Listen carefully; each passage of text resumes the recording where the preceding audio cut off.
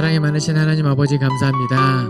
우리 잠실제일교회 하나님의 말씀을 가까이 하고자 이렇게 또 성경 퀴즈를 풀게 하시고 말씀을 읽게 하시고 해설 강의를 통하여 하나님의 뜻으로 깊이 나아갈 수 있게 하시니 감사드립니다. 하나님, 깨닫는 것에서 그치지 않게 도와주시고 삶의 자리에서 하나님의 말씀을 실천할 수 있게 하여 주시옵소서. 무엇보다도 더욱 겸손해지기를 소망하며 예수 그리스도의 이름으로 기도합니다. 아멘.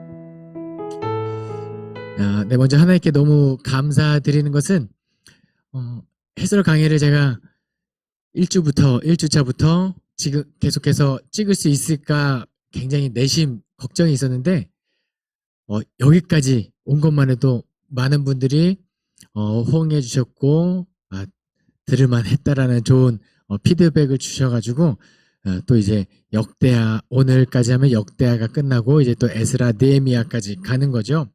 여러분 성경 통독하실 때 역대상, 역대하, 에스라, 느헤미야, 에스더를 뭔가 하나의 책이라고 생각하시고 통독하시면 그 주제와 뭐 어떤 흐름이 잘 이어지는 부분이 있어요. 왜냐면 역대기가 포로기 이후에 포로에서 끌려온 다음에 우리가 어떻게 살 것인가 한번 고민해보자 하면서 과거에 우리가 잘 살 때가 언제였지? 우리가 왜 무슨 잘못을 저질러서 멸망했는지를 이제 과거의 역사를 통해서 찾고자 하기 위해서 기록된 목적이 있기 때문에 에스라, 느헤미야 이 시대에 돌아와서 뭔가 으쌰으쌰 잘 해보자, 그래서 기록된 게 역대기다라고 보시면 되겠어요. 그래서 성경을 통독 계속해서 하실 때 그 부분 유념하셔서 읽으시면 참 도움이 될 것 같습니다. 그럼 1번 문제부터 해설하도록 하겠습니다. 1번, 누가 살아있는 동안에 요아스가 여호와 보시기에 정직했나요? 정답은 여호야다. 어느 분들께서는 제사장 여호야다 이렇게 적어주신 분들이 계신데요. 이 여호야다는 어떤 사람이냐면은 요아스가 저기 남유다의 왕이 죽자 아달랴라는 그 섭정 황후가 자기가 왕이 되기 위하여 그 왕족들의 씨를 말리기 시작합니다. 막 다 죽어나가는 그 상황 속에서 이제 요아스도 이제 죽을 수밖에 없는 입장이었는데 누가 그 사람을, 그 요아스를 구하냐면 궁녀 여호세바가 요아스를 구해줘요. 구출해 내서 이 여호세바가 어린 요아스를 데리고 누구한테 도망치냐면 제사장 여호야다한테 도망을 칩니다. 그래서 왕족으로서의 정통성은 누구한테 있죠? 왕족 혈통인 요아스한테 있고, 뭔가 하나님의 말씀을 지키고 하나님의 뜻대로 살아가려고 했던 여호야다, 이 두 사람에게 뭔가 국가를 이끌 만한 정통성을 다 가지고 있었기 때문에 여호야다가 아달랴를 폐위시키고, 여호야다가 도와서 요아스로 하여금 아달랴를 폐위시키고 왕위에 오르게 하죠. 그리고 여호야다의 도움으로 이 남유다의 종교개혁이 일어나기 시작해요. 우리 한번 하나님의 말씀대로 잘 살아보자, 으쌰 영차 힘내자 해서 굉장히 잘 됐어요. 그런데 1번 문제 보시면 누가 살아있는 동안에, 이게 참 안타까운 현실인 거죠. 누가 살아있는 동안에 요아스가 정직했느냐? 여호야다가 살아있는 동안에는 요아스가 정직했는데 여호야다가 죽은 다음부터 요아스가 변질된 안타까운 상황을 이 문제는 담고 있는 거예요. 근데 이 요아스가 얼만큼 타락하냐면요. 여러분 혹시 청년들이 그 교회 안에서 서로 연애를 하잖아요. 언제 커플들이 가장 많이 생기는지 아세요? 비전 트립, 수련회 또는 아웃리치, 뭔가 힘들 때, 힘든 시간을 함께 겪으면서 이렇게 힘든 상황 속에서 이 사람의, 이 형제의, 이 자매의 인격이 크게 나빠지지 않는구나, 이런 거 확인할 때 이제 사랑에 싹트긴 하는데요. 여호야다랑 여호세바도 그랬나 봅니다. 요아스의 은인인 여호야다와 여호세바가 결혼을 해요. 그런데 이 두 사람 사이에서 아들이 태어났으니 그 아들의 이름이 스가랴입니다. 여호야다가 죽은 다음에 요아스가 이렇게 이렇게 사람이 달라지죠. 그 모습을 보고 은인의 아들 스가랴가 와서 왕이시여 이러시면 안 됩니다. 스가랴가 간청을 해요. 조언을 합니다. 직언을 한 거죠. 그런데 요아스가 이 스가랴를 죽입니다. 자기 목숨을 구해줬고 왕위에 올라가게 해줬고 다 해준 은인의 아들을 죽이기까지 요아스가 타락을 하는 거예요. 그래서 여기서 어떤 것을 우리가 배워야 하냐면요. 이 요아스의 신앙이 아니라 여호야다의 신앙으로 어쩌면 여기까지 왔구나 이런 생각이 들어요. 그럼 이제 자녀들의 신앙을 우리가 걱정을 해야죠. 나는 지금 신앙생활을 열심히 하기 때문에 내 아들도 열심히 할 거다? 아니요. 우리 부모님들께서 이 자녀들이 내 신앙이 아니라 자녀들 직접 개인이 하나님을 만나고 자기의 신앙을 가질 수 있도록 신앙으로서 독립할 수 있도록 정말 열심을 다하셔서 신앙 교육을 시켜주셔야 해요. 믿음의 본을 보여주시는 것은 물론이거니와 그 자녀들이 어떻게 내가 아니더라도 하나님을 떠나지 않고 하나님을 잘 믿으며 살아갈 수 있을지 그것을 어지간히 다짐하고 교육하지 않아서는 쉽지 않다는 거 이것을 통해서 1번 문제를 통해서 또 한번 전달하고 싶었습니다. 2번 문제 부왕 이제 요아스를 죽인 신하들은 죽였으나 그들의 자녀들을 죽이지 않은 왕은 누구인가요? 정답은 아마샤죠. 예. 요아스를 죽인 자기 아버지를 죽인 신하들은 죽였으나 그들의 자녀들은 죽이지 않았다. 예. 그 왕은 아마샤. 아마샤? 예. 아니요. 정확하게 아마샤입니다. 아마샤가 아니고 아마샤인데요. 이 문제를 왜 냈냐? 역대기가 가지고 있는 기록 목적이 이 문제에 하나 또 드러나는 거예요. 뭐냐면 우리 과거의 조상들이 왜 멸망했느냐? 하나님의 말씀이 있었고 율법이 있었고 그것을 지키면 천대까지 은혜를 베풀고 너의 나라 왕위를 영구히 하겠다는 하나님의 약속이 있었는데 뭐가 안 된 거죠? 우리 조상들은 그것을 지키지 않았기 때문에 율법을 지키지 않았기 때문에 멸망한 거예요. 보세요. 아마샤가 잘한 것은 무엇이느냐? 핵심 포인트는 율법을 지켰다예요. 신명기 24장 16절입니다.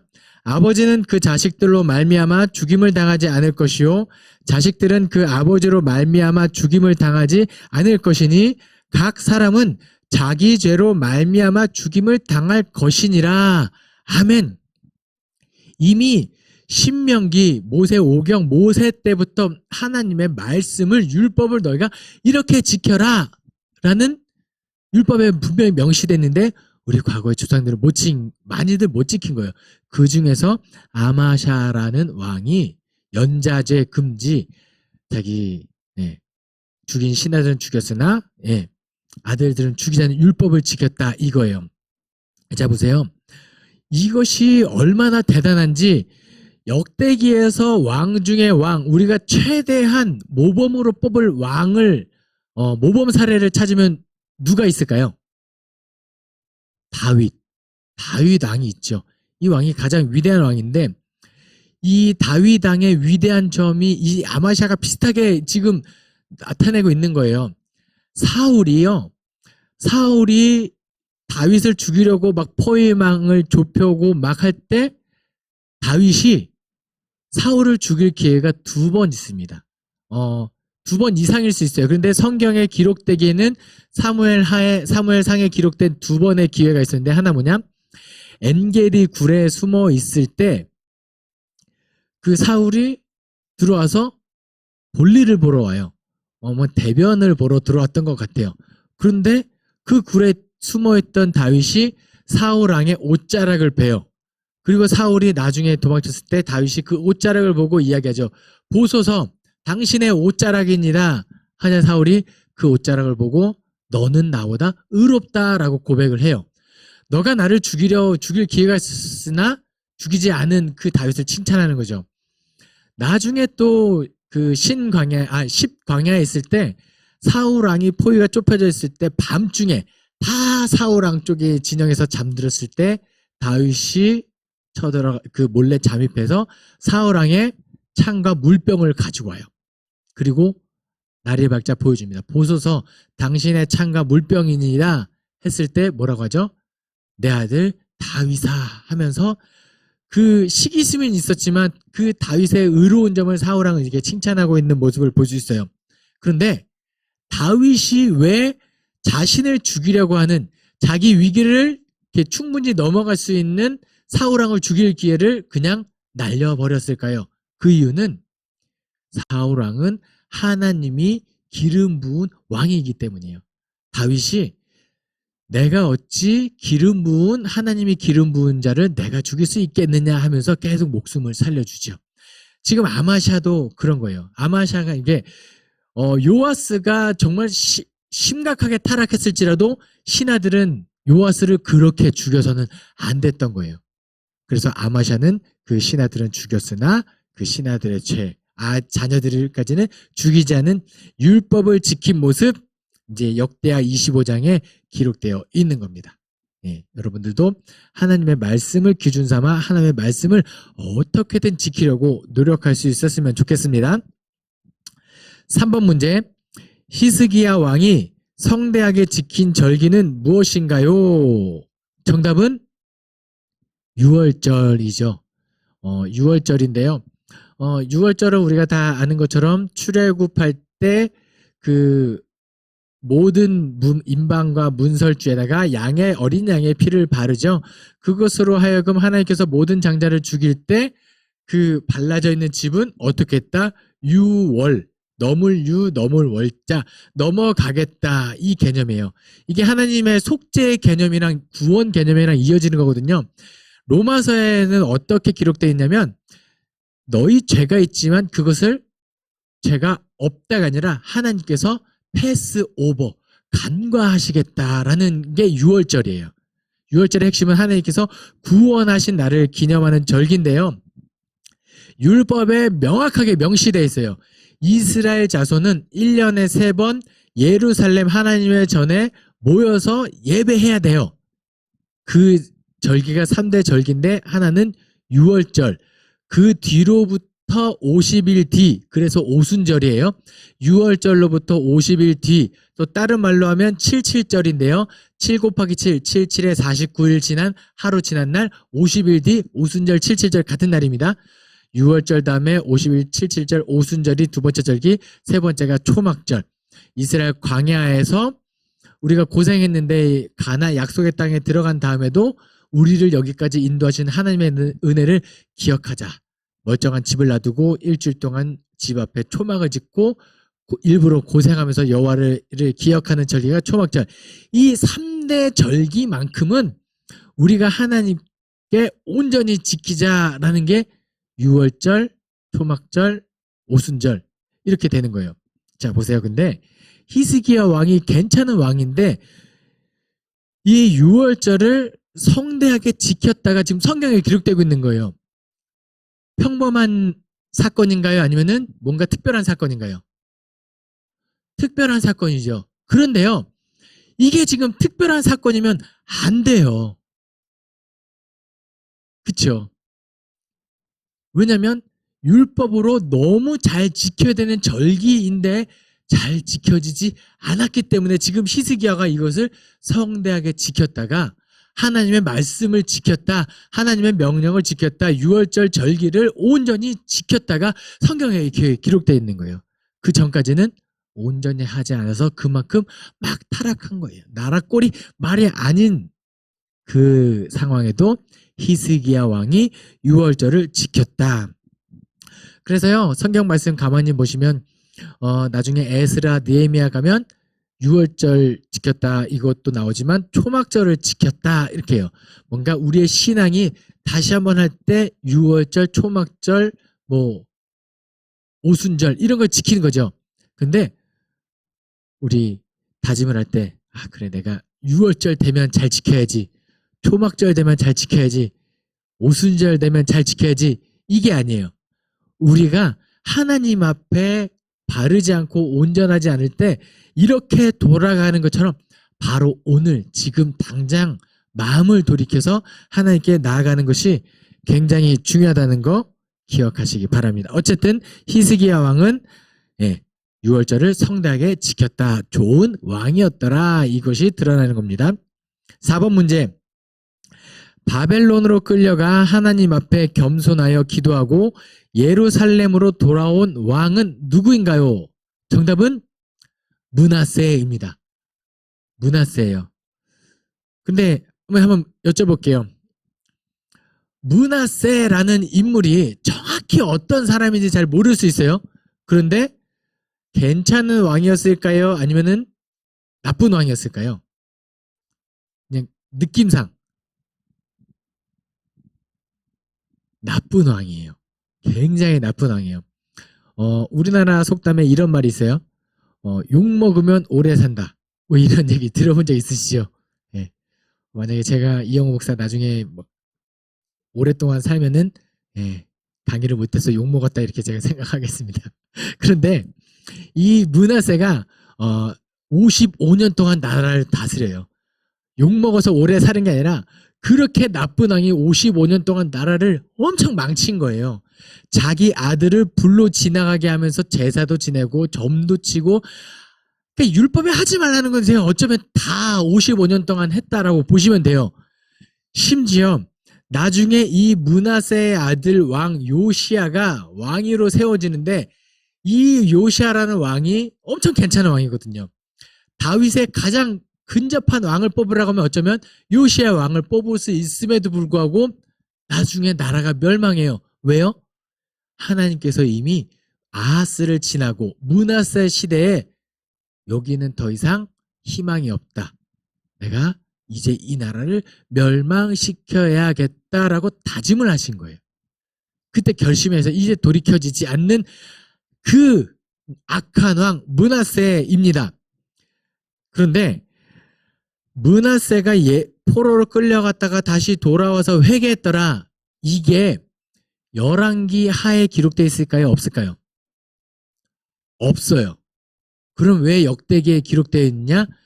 역대기의 기록 목적이 여기서 또 드러나는 거예요. 어떻게든 우리가 모범 사례로 뽑을 만한 거, 우리가 잘 따라가야 하는 역사를 기록해보자 라고 했을 때, 야, 므낫세, 그 나쁜 왕, 이 우리 조상들의 나라를 멸망시키는 결정적인 역할을 했던 므낫세조차 하나님께 회개했는데, 그럼 우리는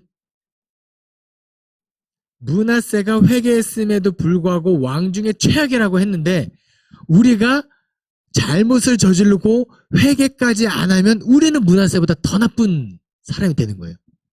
최소한 므낫세보다 좋은 평가를 받으려면 하나님께 죄를 지을 때마다 마음을 돌이키고 회개하고 하나님께 우리의 죄를 자복하고 우리 다시는 멸망하지 말자. 이게 지금 므낫세가 돌아와서 회개했더라 내용이 지금 기록되어 있는 겁니다. 여러분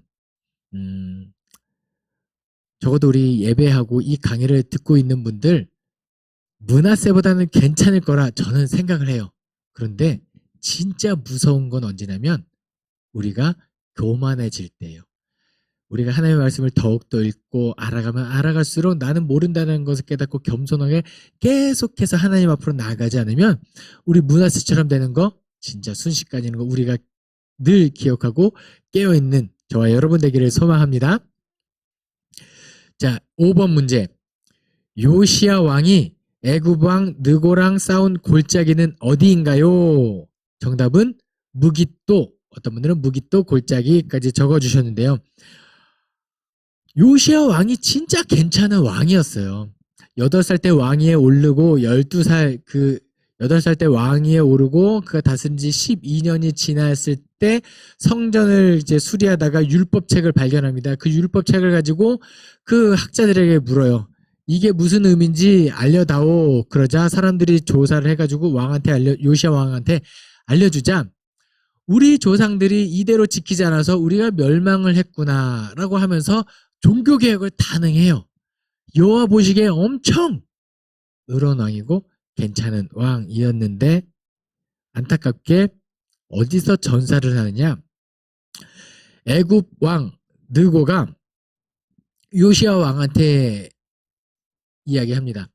우리 저기 갈그미스라는 지역에 가서 바벨론이랑 누가 가장 강대국인가 한번 겨뤄야 하니 우리가 지나가는 길을 열어라 라고 이야기해요.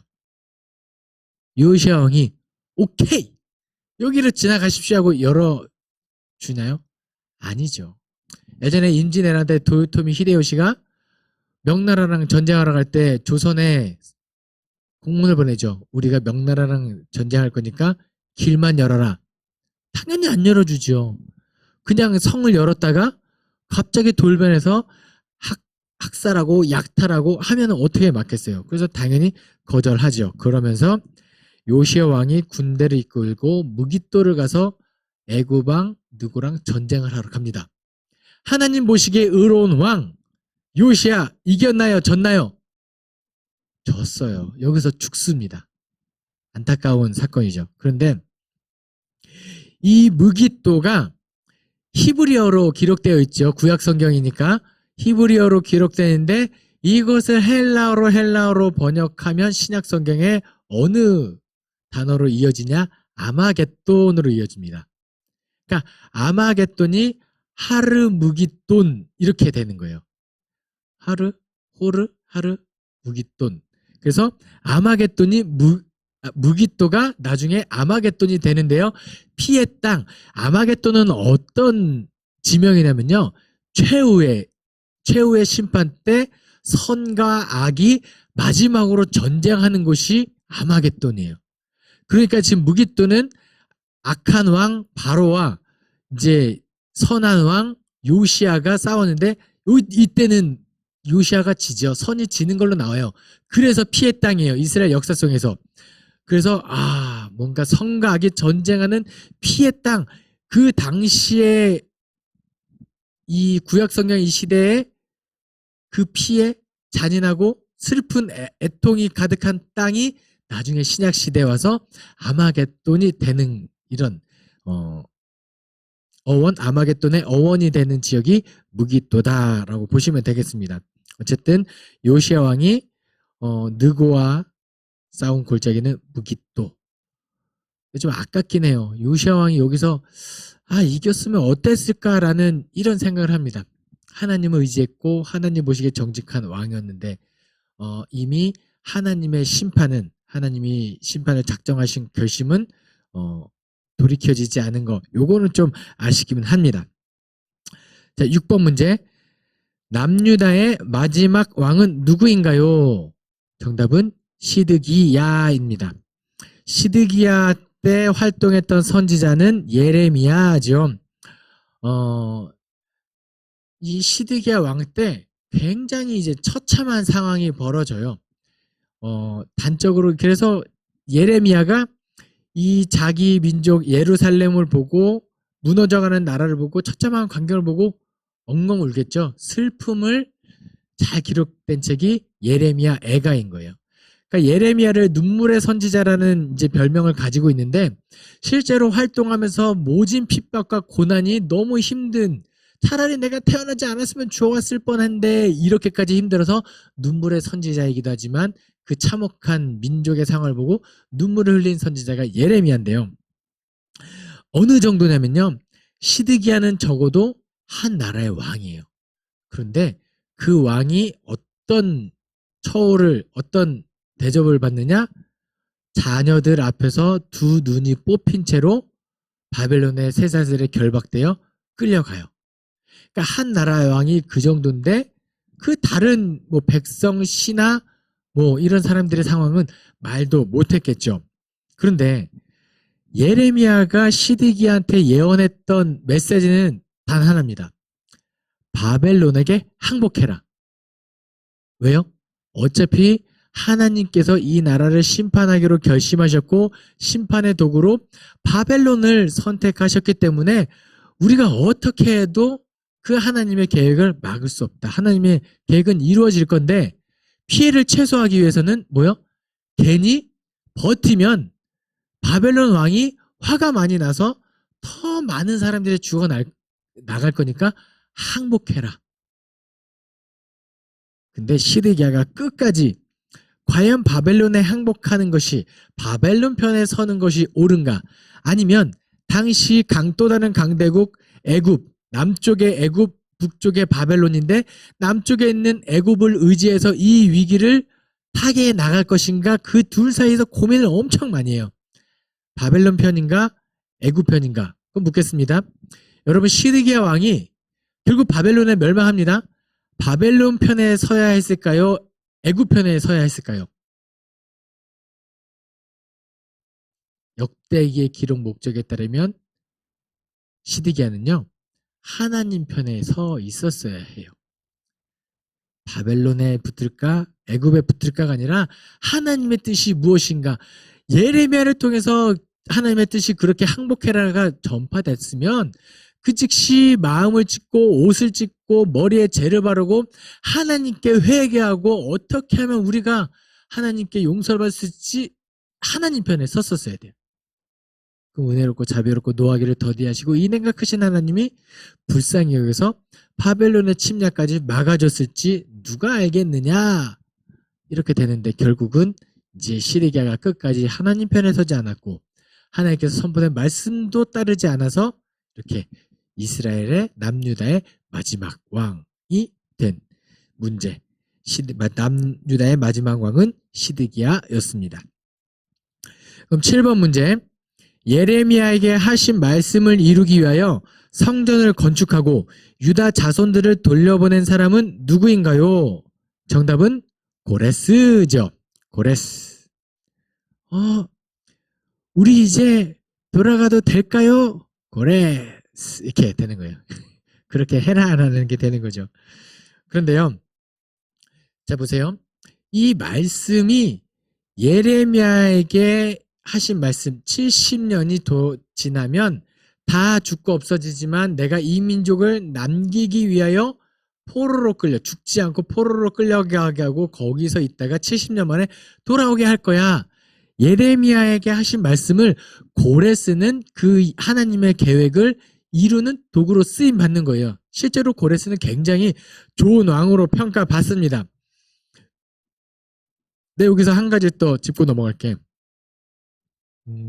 하나님이 계획을 이루실 때 하나님께서 전지전능하신 분이니까 그 바벨론에 끌려갔던 사람들이 페르 시대 때 하나님께서 다 이렇게 묶어서 순간 이동, 공간 이동하듯이 짜 예루살렘으로 돌아와 뿅 하면 될까요? 그렇게 될 수 있을까요? 뭐 하나님께서 하신다고 하면 되겠죠. 근데 하나님께서 이 역사를 주관하시고 일하실 때는요, 우리가 알고 있는 순리를 벗어나지 않는 걸 많이 볼 수 있어요. 바벨론 때 끌려갔을 때 바벨론의 포로 정책은 뭐였냐면 그 나라 현지에 있는 사람은 다 본국으로 끌고 가서 노예로 만들고 그 현지에서 통치하는 게 바벨론식 통치면 페르시아, 바사의 통치는 뭐냐면 너희 본국으로 다 돌아가. 세금만 잘 바치면 너희 민족 하고 싶은 대로 하게 해줄게. 그래서 바벨론 때 지금 예루살렘, 남유다, 북이스라엘 사람들만 끌려온 거 아니에요? 저 북쪽으로, 남쪽으로, 동쪽으로 끌려온 많은 사람들이 바벨론으로 끌려왔지만 페르시아 때 다 돌아가요. 예. 그렇게 해서 하나님께서 역사를 이 정책적으로 주관하셔서 고렛을 통하여 이스라엘 민족을 돌아오게 하십니다. 그런데 역대기 마지막은 보세요. 역대기는 어떤 책이에요? 네, 열왕기 다윗 때부터 이때 과거의 역사를 기록한 책이에요. 근데 역대기 마지막이 이미 포로도 한참 끝나고 돌아온 다음에 사건, 고레스가 돌아가게 하였더라. 이게 역대기 마지막에 기록되고 있는 거예요. 그러니까 뭐냐면요. 실제로 우리는 지금 신약 성경을 가지고 있잖아요. 근데 신약 성경이 없이 구약 성경만 있는 성경에는요. 그 성경책의 마지막이 역대기로 끝나요. 우리가 지금 갖고 있는 개역 개정판은 말라기가 구약의 마지막이잖아요. 근데 과거에는 구약 성경만 있을 때는 역대기가 마지막입니다. 그러니까 구약 성경은 열린 결말로 끝나는 거죠. 뭐냐? 우리가 돌아와서 새 예루살렘을 짓고 새 성전을 짓고 새롭게 율법도 제정하고 새로운 언약을 맺고 이제 잘 해보자. 으쌰. 이거예요. 어떤 열린 결말인지 감이 오시죠? 역대기가 말하고 있는 열린 결말이 뭔지 감이 오실 거예요. 새 예루살렘, 새 성전, 새 언약 등등등. 그리고 나서 신약 성경이 다시 기록되기까지 한 400년의 시간이 걸립니다. 자, 그러면 우리가 가지고 있는 개역 개정판의 말라기는 어떻게 끝이 나느냐? 보라, 날이 이를 때 호렙에서 내가 엘리야를 다시 보낼 거다. 그 메시아가 오기 전에 엘리야를 먼저 보낼 거다라고 기록하고 있어요. 다시 오시리는 누구죠? 예수님. 먼저 오는 엘리야는 누구죠? 세례 요한. 이렇게 되는 거예요. 그러니까 신구약을 함께 하나의 책으로 엮을 때 말라기를 마지막에 두고 신약과 구약을 이어줍니다. 그쵸? 다시 오실 왕 예수 그리스도, 그 앞에 오는 세례 요한에 대한 이야기, 마태, 마가, 누가, 요한복음에 그렇게 나오는 거예요. 그렇게 해서 그 성경의 배열이 이루어지죠. 그럼 과거 구약 성경만 있을 때 그 열린 결말은 신약과 아무런 관계가 없냐? 아니에요. 새 예루살렘, 새로운 성전 누구를 통해 완성되죠? 예수 그리스도신 거예요. 그게 히브리서에 잘 나타나 있죠. 예수 그리스도는 어떤 분이시냐? 대제사장이 되어서 성막도 되시고 제물도 되시고 그리고 언약, 새 언약까지, 새 언약의 중보자까지. 그러니까 구약 성경이 열린 결말로 이렇게 될 거야, 새롭게 될 거야 하는 모든 것을 완성시키신 분이 누구냐고요? 예수 그리스도로 이렇게 이어진다라는 거. 7번 문제. 마지막으로 유다 자손을 돌려보낸 사람은 누구인가요? 고레스인데 그게 역대기 마지막에 기록된 의미와 내용들을 조금 깊이 한번 다뤄보았습니다. 그래서 신구약의 메시지가 쭉 하나의 책으로 이어지고 있다는 것도 같이 기억할 수 있었으면 좋겠습니다. 8번 문제. 바벨론으로 갔던 자손들 중 노임을 받고 돌아온 사람들은 총 몇 명인가요? 42,360입니다. 근데요, 여기서 몇 명의 악센트가 있잖아요. 이 문제의 핵심 포인트가 몇 명인가요? 근데 숫자에 큰 의미를 이제 두지 마시고요. 여기서 이 문제의 핵심 포인트는 노임을 받고 돌아온 사람입니다. 노임을 받고 돌아왔다라는 거예요. 스가랴, 에스라 2장 64절에 그렇게 기록되어 있는 거죠. 뭐냐면요, 하나님의 말씀이 예레미야를 통하여 70년 만에 돌아오게 할 거야. 우리 약속할 때 이런 약속 한번 하죠. 우리 언제 같이 밥이나 먹자? 이 약속은 추상적인가요? 구체적인가요? 언제 만날 건데?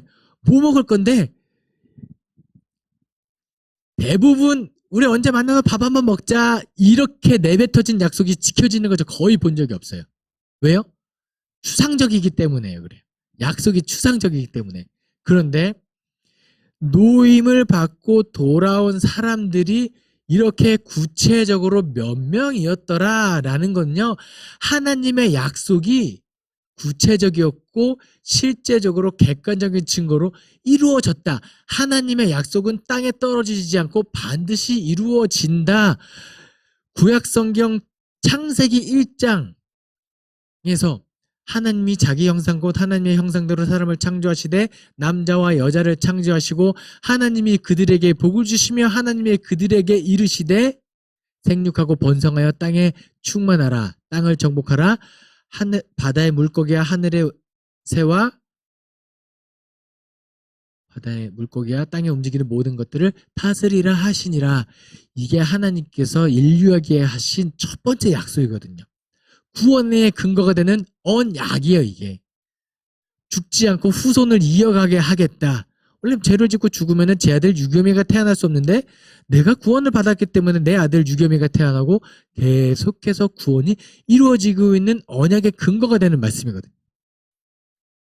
그것을 구체적으로 이루어지는 증거가 족보예요. 이렇게 아브라함은 이삭을 낳고 이삭은 야곱을 낳고 나왔더라. 이게 나중에 가면 이제 그 언약의 완전 눈에 보이는 객관적인 증거로 언약의 중보자로 예수 그리스도가 오기까지가 하나님인데 여기서 노임을 받고 돌아왔다 이거예요.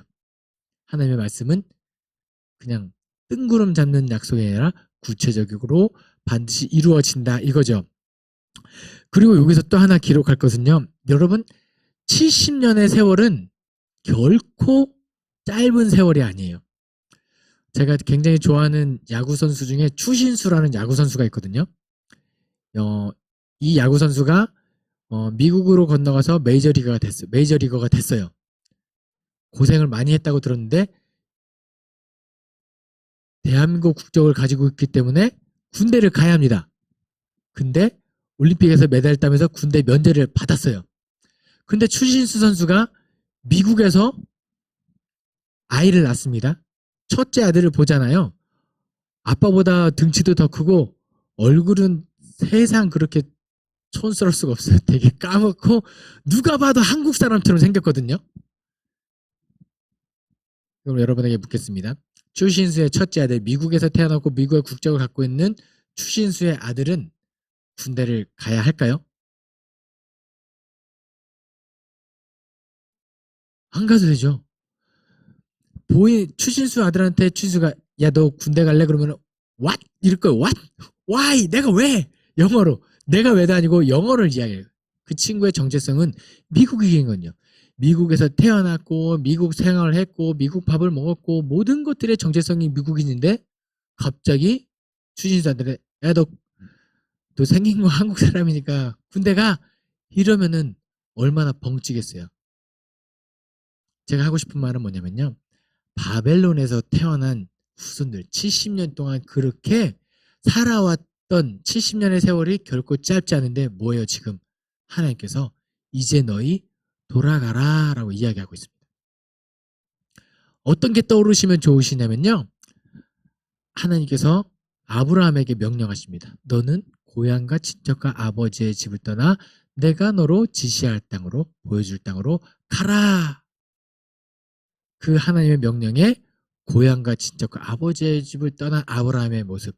내가 70년 이상의 그 세월을 지낸 그 이제 나에게 익숙하고 어쩌면 뜬구름 잡는 내가 가본 적도 없는 고향 예루살렘이 아니라 그 바벨론 땅이 나에게 고향 같은데 하나님의 계획이 이루어지게 이제 돌아가라 라고 했을 때 기꺼이 하나님의 명령을 따라서 돌아온 이들이 있었다라는 거예요.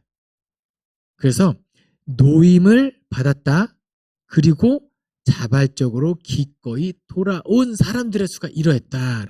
하나님의 약속의 구체적인 증거, 객관적인 증거, 그리고 돌아온 사람들의 믿음까지 이 문제를 통해서 저는 한번 이야기하고 싶었습니다. 9번 문제입니다. 예루살렘에서 하나님의 성전 공사가 바사왕 다리오 언제까지 중단되었나요? 정답은 제2년인 거죠. 제2년 동안 중단됐는데요. 여러분 에스라 느헤미야를 보실 때 연대가 좀 헷갈릴 수 있어요. 그래서 에스라 1장부터 느헤미야 13장까지 시대적인 흐름으로 쭉 이어지거든요. 본래 하나의 책이에요. 에스라 느헤미야가. 그런데 읽다고 보면은 1차 포로 기한을 그 스룹바벨과 예수아가 주도하에 이루어집니다. 그 다음에 2차 포로를 에스라가 하고 책은 에스라인데 실제 그 에스라의 주인공은 한 4장, 5장에 등장을 하죠. 네. 그 다음에 나중에 느헤미야가 등장하고 느헤미야랑 에스라랑 활동한 시기는 좀 겹칩니다. 그런데 중간에 스룹바벨과 예수아가 고레스가 놓아주고 가서 너희가 성전을 건축해라 재물도 주고 해서 가지고 돌아왔어요. 그리고 가서 성전을 뚝딱뚝딱 건축하려고 하는데 지금 70년 만에 돌아오는 거거든요. 70년 만에 돌아왔는데 그 70년 동안 그 땅이 빈 땅으로 있었느냐? 누군가 와서 살고 있었어요. 암몬 사람, 모압 사람, 누군가 이방인들이 들어와서 정착해서 살고 있었는데 갑자기 와서 땅을 지으니 본국의 공문은 내려왔고 우리도 같이 하자니까 너희는 이방 민족이니까 안 돼. 우리가 할 거야 했을 때 그 대적들이 엄청 기득권을 갖고 있던 사람들이 방해 공작이 심해요. 그러면서 바벨론 본국으로 편지를 쓰죠. 이 사람들이 성전을 짓고 여기서 터전을 만들고 세력을 지으면은 이들이 배신할 수 있습니다. 그러면은 이 바벨론 본국의 세금도 잘 안 내고 그러면은 손해니까 이 공자를 멈추게 해주십시오라고 해서 공문을 보내는데 그게 통과가 돼서 성전 공사가 다리오 2년까지 중단되었다라고 에스라 성경이 말하고 있어요. 그런데 헷갈리는 게 뭐냐? 그 공문을 받은 사람들 누구냐면 아하수에로 그 다음에 아닥사스다 왕이라고 이야기하고 있습니다. 근데 에스라 느헤미야는 아닥사스다 왕 때 돌아왔더라라고 성경에 기록하고 있거든요. 그럼 이 고레스 때 돌려보냈고 이 에스라 느헤미야를 돌려보낸 아닥사스다 사이에 나오는 아하수에로 아닥사스는 누구냐? 요거는 우리가 가지고는 사본에는 아닥사스다. 그 다음에 아하수에라고 기록되어 있지만 정말 그 사람이 누군지는 잘 모르겠어요. 그런데 성경 말씀에 이때 방해 공작들이 있었고 공문이 통과돼서 성전 공사가 멈추고 다리오 2년까지 멈췄더라. 그 사이에 나오는 아닥사스다와 아하수에로를 뒤에 나오는 그 에스더의 남편 아하수에로를 보시면 안 되고요. 그 다음에 에스라 느헤미야를 돌려보냈던 아닥사스다 왕으로 보시면 안 됩니다. 그럼 성경이 오류가 있느냐? 성경이 이제 사본이 넘어가는 것 중에 오류가 있었을 수는 있지만 그것이 성경 전체가 잘못됐다라고 가시면 안 되고 그것이 하나님은 무호하신 분의 하나님의 무호함에 흠집을 낼 수 있다라고도 가시면 안 돼요. 어쨌든 성경 읽으실 때 연대의 흐름을 헷갈리지 마시라고 제가 한 번 더 짚어드립니다. 어쨌든 성전 공사가 바사왕 다리오 2년까지 중단됐고 그 이후에 다시 누구를 통해서요? 학개와 스가랴. 10번 문제입니다. 성전 재건을 예언한 선지자는 스가랴와 누구인가요? 학개. 정답은 학개죠. 학개와 스가랴를 통해서 다시 성전이 재건됩니다. 누가 성전을 재건하겠느냐? 네, 제가 할게요. 네, 내가 할게요. 네, 그래서 학개 선지자가 성전은 재건하기 시작하죠. 그런데 재밌는 건 뭐냐면요. 이 다리오 2년까지 성전 공사가 왜 멈췄느냐? 본국에서 공사 중단해라 명령이 떨어져서 성전 공사가 중단됐거든요. 공문이 왔으니까. 본국에서 내려온 명령이 있었으니까. 그런데 어느 날 학개와 스가랴가 이야기합니다. 하나님의 성전이 하나님의 집이 건축되지 않고 이 우선하지 않고 우리끼리 이렇게 하는 건 의미가 없다. 성전을 다시 짓자 하고 허락을 구하지 않고 짓기 시작해요. 그때 유다 총독으로 있던 사람이 와서 너네 근데 왜 성전 공사 시작한 거냐? 상상도 못할 일이 벌어지는 거예요. 나한테 유다 총독인 자기에게 아무런 본국의 명령도 없고 그런 지시도 없었는데 성전 공사가 시작된다? 하지마! 해도 되는데 이 총독 입장에서는 이 사람들이 어떠한 근거 없이 이 행동을 할 리가 없다. 그래서 확인하기 위하여 본국으로 편지를 씁니다. 이 유다 사람들이 성전 공사를 다시 하는데 이거 나는 잘 모르겠는데 혹시 나 몰래 아니면 나는 모르게 이들에게 전달된 어떤 일이 있습니까? 라고 묻는 공문을 보내요. 그때 다리오 왕이 그 밑에 유다 총독으로부터 올라온 공문을 보고 이거 무슨 일이냐? 어떻게 된 거냐? 유다 사람들이 감히 어떻게 성전 공사를 재건했느냐? 알아봐라! 하고 나서 다리오 왕 때 왕궁 보물들의 정각들의 여기를 뒤지기 시작하죠. 다리오 왕이 직접 했을까요? 아니죠. 신하들을 시켰겠죠. 그럼 여기서 신하들을 시켰겠죠. 다리오 왕의 신하 중에 우리가 잘 알고 있는 사람이 있죠. 누구죠? 다니엘. 다 뒤져가지고 고레스 왕 때 포로를 돌려보냈고 성전을 지으라고 했던 근거들 그리고 물자들을 다 내주라고 했던 그런 근거들 다 찾아서 다리오 왕에게 보여줍니다. 다리오 왕이 보고 유다 사람들이 성전 공사하는 것은 근거가 있는 거였다. 그런데 과거에 뇌물을 받고 잘못해서 성전 공사가 중단됐으니 다시 재개하게 하여라 라고 공문을 보내줘요. 공문 없이 시작된 공사지만 나중에 다시 허가가 뒤늦게 떨어지고 진행된 성전 공사가 완공되는 장면을 볼 수 있지요. 학개와 스가랴가 무엇을 의지하였더라? 하나님을 의지하고 그렇게 일을 추진하였더라 라고 보시면 되겠습니다. 여러분 또 1번 문제부터 10번 문제까지 쭉 한번 강의를 해설했는데요. 어떠신가 좀 도움이 되셨기를 바랍니다. 하나님을 의지하고 하나님의 말씀을 지키고 하나님의 뜻대로 살아가기 위하여 부단히 애쓰는 저와 여러분 되기를 간절히 소망합니다. 기도하겠습니다. 사랑이 많으신 하나님 아버지 감사합니다.